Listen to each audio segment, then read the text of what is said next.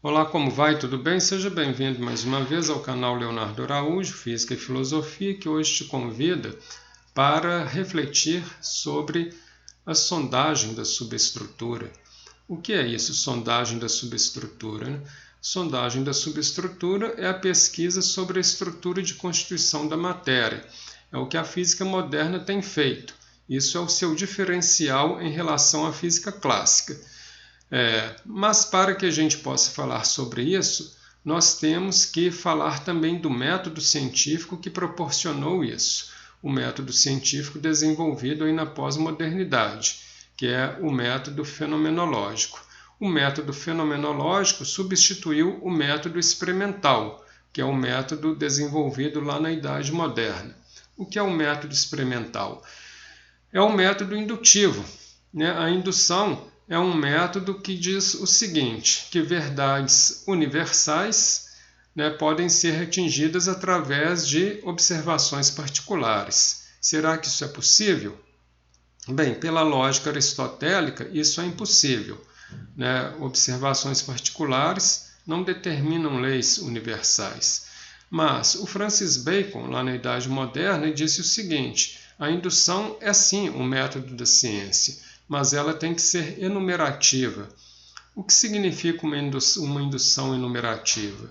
Significa o seguinte, que eu tenho que fazer o máximo de observações possíveis por um período maior de tempo possível, e assim eu estarei minimizando as minhas chances de erro, mesmo que eu não consiga eliminá-las. Por que não consigo eliminá-las? Porque a observação da totalidade é impossível ser feita.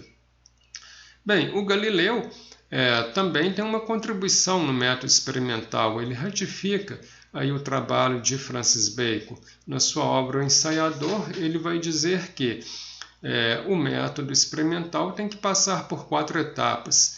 Em primeiro lugar, detecta-se um problema. Em segundo lugar, elabora-se uma hipótese para explicar esse problema. Em terceiro lugar, testa-se essa hipótese o quanto for necessário.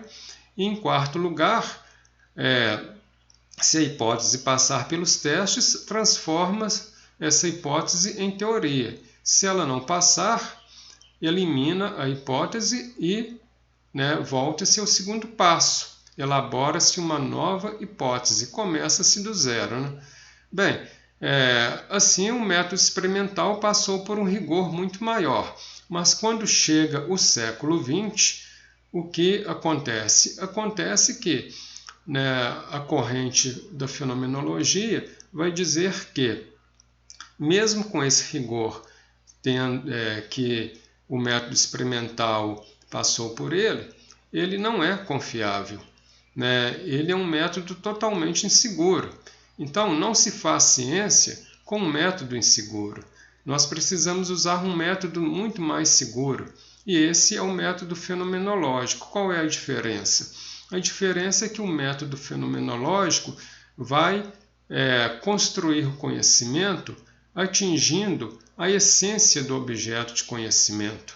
E como é que ele faz isso? Através de uma técnica chamada redução. Então, o método fenomenológico é um método reducionista, né? Isto é, ele vai pesquisar o objeto de conhecimento até chegar ao conhecimento da sua estrutura de constituição, a sua estrutura mínima de constituição. Então, se ele for aplicado à biologia, qual é a estrutura mínima de constituição do objeto da biologia? Né? E da química? Né? E da sociologia? E da antropologia?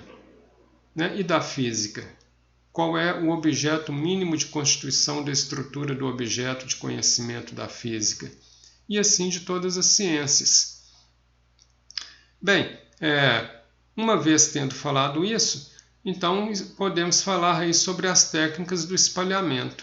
Essas técnicas do espalhamento são técnicas reducionistas, porque elas aplicam exatamente o reducionismo para sondar a subestrutura.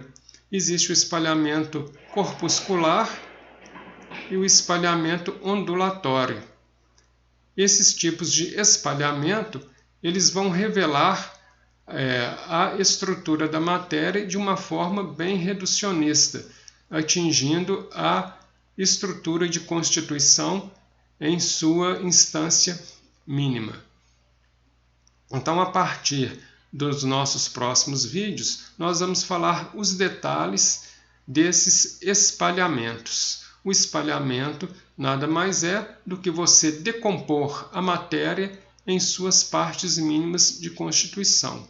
E aí você vai observando, né, aquilo que essa matéria tem de oculto dentro dela. Né? E como se faz isso? Através aí, né, das aparelhagens avançadas que nós temos hoje, né, de sondagem dessa matéria. Né? Então vamos falar do espalhamento clássico, do espalhamento de Rutherford, do espalhamento quântico, do espalhamento Compton e do espalhamento Raman. Todas essas técnicas de constituição revelaram características impressionantes sobre a matéria e que contribuíram bastante para a evolução da física moderna. Então espero você no nosso próximo vídeo para continuarmos este assunto. Muito obrigado pela sua companhia e até o nosso próximo vídeo. Se você gostou, faça sua inscrição aí no nosso canal, dê um like aí pra gente. Muito obrigado pela sua companhia e tchau, tchau.